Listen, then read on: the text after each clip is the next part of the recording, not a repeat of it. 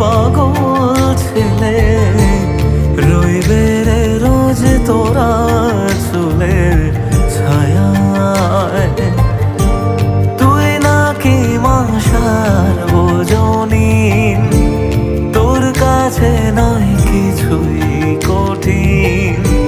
তোর ওই দুটি চরণ তলে থাকবো আজীবন। শ্যামা মা তোর চরণ ধরে থাকতে দিস রে জন।